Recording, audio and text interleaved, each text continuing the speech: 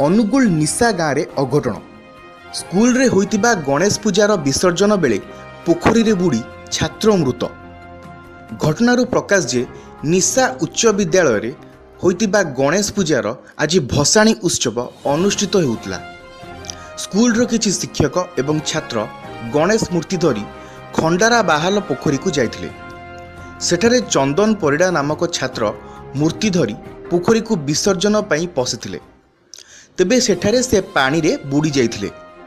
तेबे एही घटना देखि सेठारे थिबा छात्र और शिक्षक फेरार हो जाइथिले। गाँ लोक गुरुतर अवस्था रे चंदन को उद्धार करी अनुगुल मुख्य चिकित्सालय रे भर्ती करथिले। तेबे सेठारे डाक्तर तांकू मृत घोषणा करथिले। ब्यूरो रिपोर्ट न्यूज टाइम को।